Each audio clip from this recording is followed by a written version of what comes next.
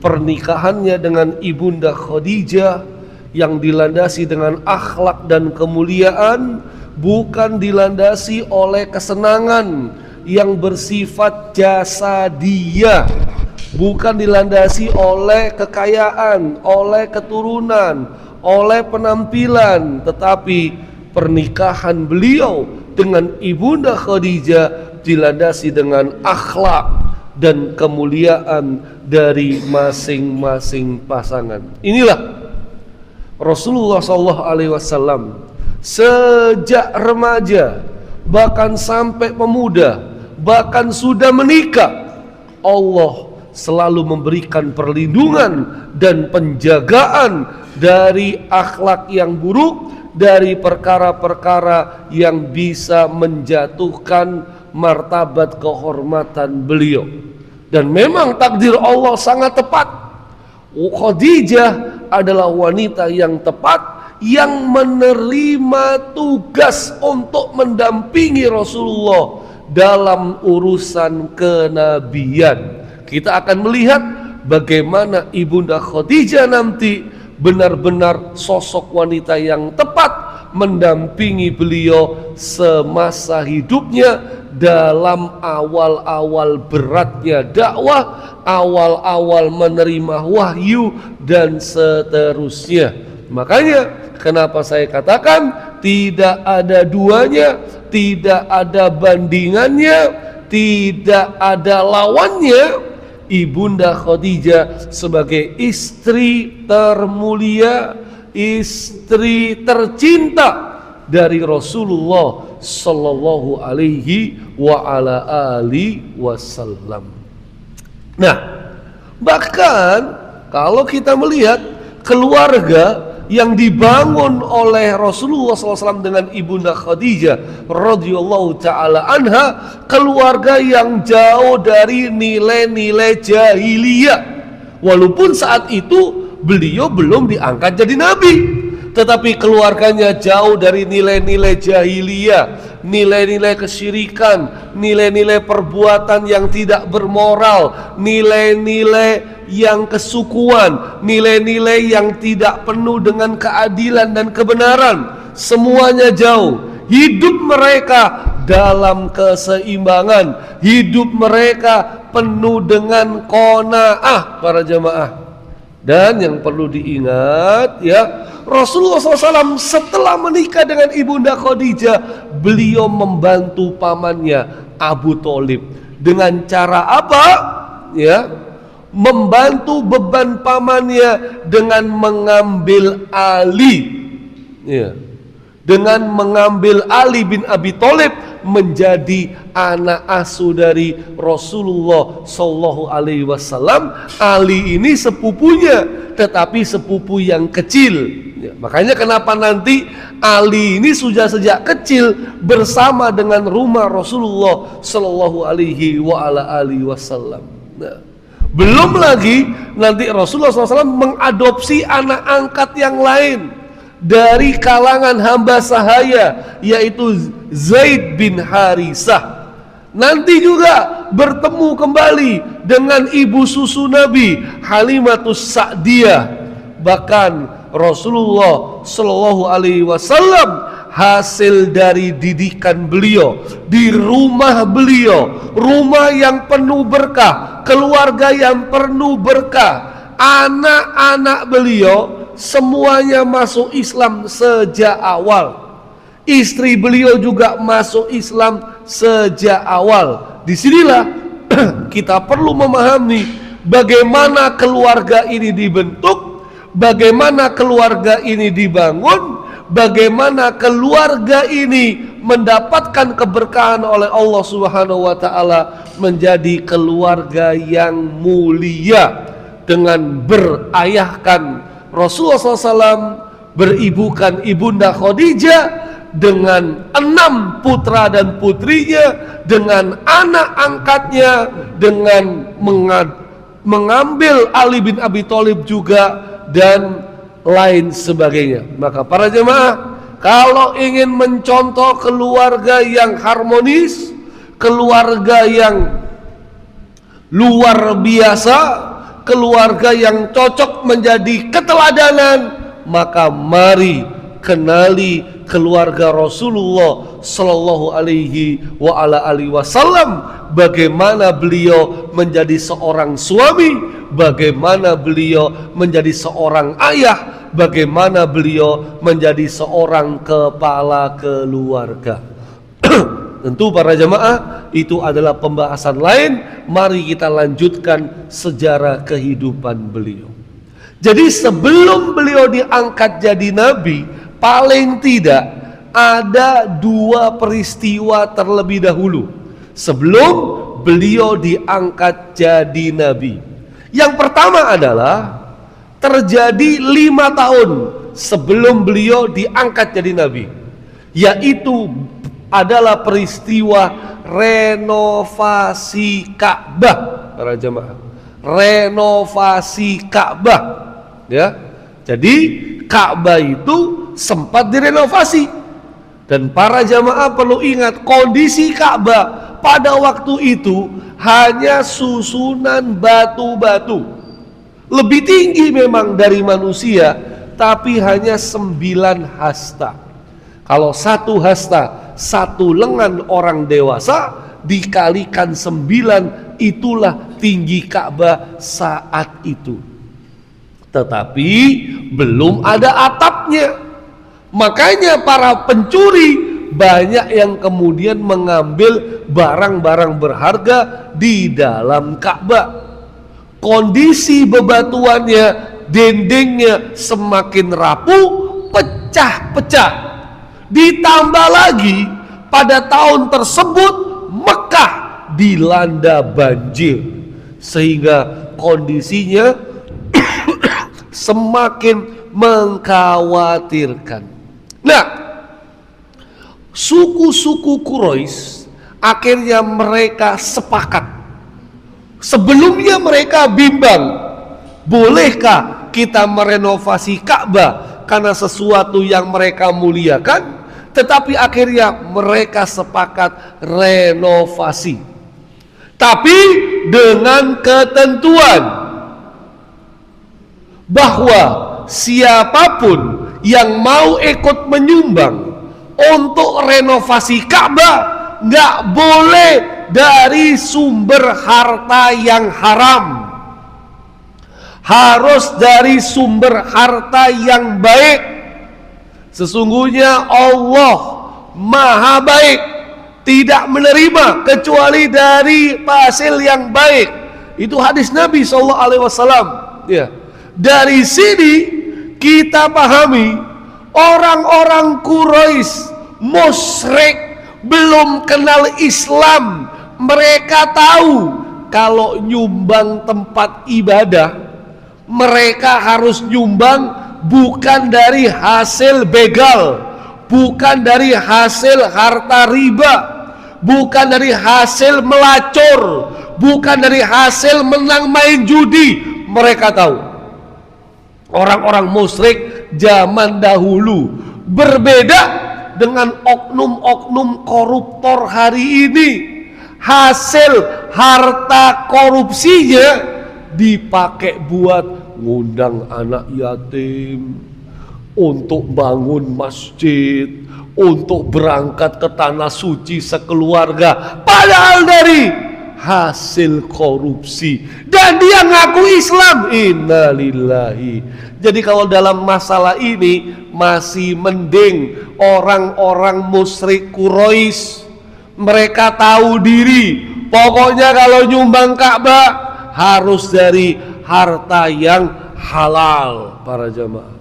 Baik, maka di sini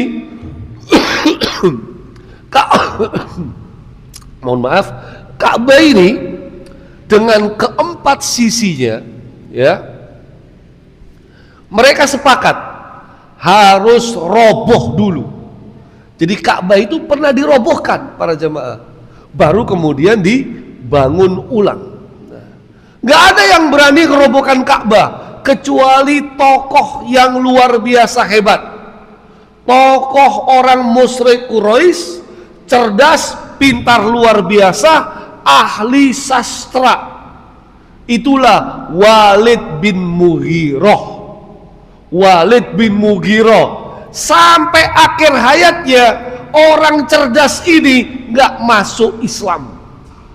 Jadi ternyata kecerdasan tidak jaminan seseorang itu bisa menerima kebenaran, seseorang itu bisa beriman. Walid bin Mughirah contohnya. Tapi sebenarnya dia itu tahu kalau Rasulullah itu adalah seorang nabi. Masalahnya kalau dia menerima Rasulullah seorang nabi, dia dapat tekanan dari Abu Jahal, bisa berakibat popularitasnya menurun, bisnisnya dicabut, harta bendanya berkurang, dihinakan oleh kelompok lingkarannya. Inilah para jamaah, banyak orang yang dia tidak dimudahkan memeluk Islam, karena kalau dia memilih Islam dia harus bisa meninggalkan semua fasilitas dunianya. Walid bin Mughirah. Tapi menariknya para jamaah, tokoh-tokoh musyrik Quraisy walaupun mereka tidak masuk Islam, tapi anaknya malah masuk Islam. Walid bin Mughirah nggak masuk Islam, anaknya masuk Islam. Siapa? Titik-titik bin Walid. Siapa kira-kira Pak? Khalid bin Walid. Para jamaah, bayangkan ya, bapaknya nggak masuk Islam, anaknya malah jadi pejuang Islam. Nah, disinilah sudut-sudut Ka'bah, karena Ka'bah ini adalah sesuatu yang dimuliakan, akhirnya dibagi, renovasi supaya semua kebagian, semua ikut punya andil. Sisi pintu Ka'bah dikasih suku Bani Abdul Manaf, Bani Zuhro. Rukun Yamani sampai Hajar Aswad, Bani Makhzum dan kelompok mereka. Rukun Yamani dan rukun Syami, Bani Juma, Bani Sahm. Sisi Hijir Ismail, Bani Abduddar, Bani Asad, Bani Adi. Para jamaah, ya, Rasulullah SAW ikut juga proses renovasi ini, para jamaah. Nah, diceritakan ketika Ka'bah sedang direnovasi, Rasulullah SAW ikut bergabung bersama pamannya Abbas untuk mengambil batu. Faqala Abbas lin Nabi sallallahu alaihi wasallam, kata Abbas, ij'al izarok ala raqabatika yakika minal hijarah. Kata Abbas, ij'al izarah, angkat sarungmu atau angkat pakaianmu yang nutup ke bawah, atau angkat jubahmu sampai ke atas lutut supaya engkau tak terluka kena batu. Ya, itu dia. Tetapi para jamaah, fakharra ilal ardi wa tamahat ainahu ilas sama. Gara-gara beliau berupaya mengangkat celananya, jubahnya, sarungnya sampai ke atas lutut, beliau malah kepleset, jatuh terjerembab ke tanah, matanya langsung melihat ke langit. Ya. Kemudian beliau bersabda, faqol izari izari fasadda alaihi izarah. Beliau berkata, kenapa aku jatuh? Ini gara-gara aku habis mengangkat jubahku, sarungku, celanaku sampai ke atas lutut. Langsung ditegur sama Allah, kepleset, terjerembab ke tanah, pandangan matanya langsung melihat ke langit. Akhirnya beliau mengikatkan jubahnya, dan sejak saat itu sama sekali beliau tidak pernah terlihat menampakkan auratnya di hadapan manusia. Ini belum diangkat jadi nabi. Allah sudah menjaga tidak boleh seorang nabi menampakkan auratnya di hadapan manusia. Masya Allah para jamaah. Ya, dari sini jamaah yang dimuliakan oleh Allah Subhanahu wa taala, beda dengan sebagian manusia atau mungkin sebagian kita, nastaghfirullah, pada para jamaah yang dengan enaknya pakai celana pendek. Wah, para jamaah, ya kan, bahaya itu ya. Bahkan ada salah seorang oknum ustadz ya, dia malah sambil rokokan sambil celananya pendek. Wah, itu aja Pak ya. Itu dia terserekam kamera gitu Pak ya. Udah terekam kamera, kemudian dia malah bilang, "Iya, saya memang mancing. Iya, saya pakai celana pendek. Iya, saya rokok. Kami menganggap itu bukan perkara haram." Wah, jadi rame para jamaah ya. Baik, ya, nggak mungkin lupa baca ini Pak, sirah yang kita kejak yang bahas ini para jamaah ya. Ya, baik, para jamaah, setelah renovasi dirubah Ka'bah itu, Ka'bah akhirnya direnovasi tetapi karena kehabisan dana para jamaah ya, jadi Ka'bah gak seperti semula, dipangkas Pak ya.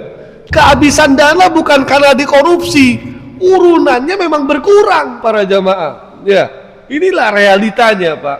Akhirnya ukuran Ka'bah berubah, kurang lebih 3 meter bagian dalam Ka'bah hilang.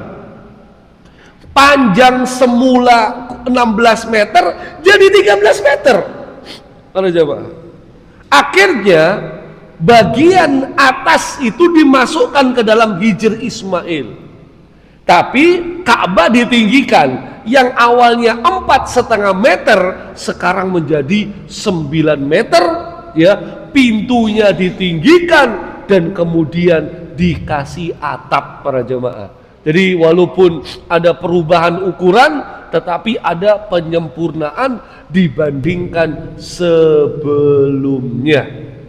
Nah, Rasulullah seiring berjalannya waktu setelah penaklukan Mekah, ada rencana beliau mau merenovasi ulang seperti ukuran sebelumnya, tapi beliau urungkan.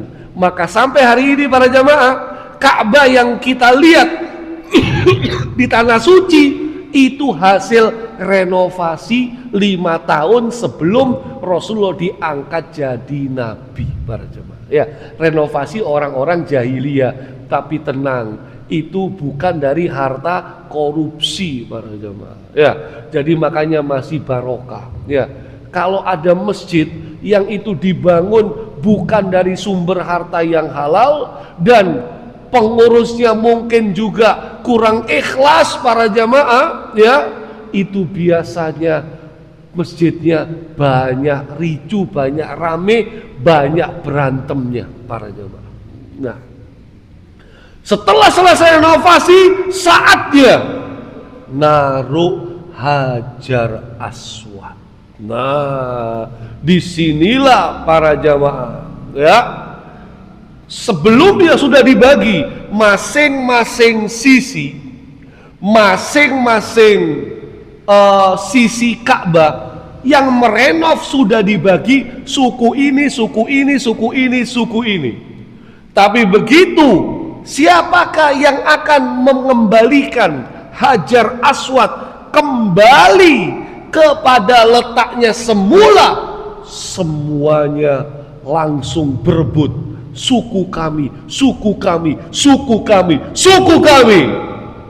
Bahkan sudah ada satu suku yang siap mati biar suku kami yang naruh kembali Hajar Aswad. Kalau nggak mau, ayo kita perang. Masya Allah, inilah Pak, orang jahiliyah itu gak jelas Pak, ya kan? Tadi gotong royong bangun Ka'bah, aman damai guyup. Begitu urusan kembalikan Hajar Aswad, mereka siap berperang untuk menjadi pemenang sukunya yang mengambil Hajar Aswad untuk dikembalikan seperti semula.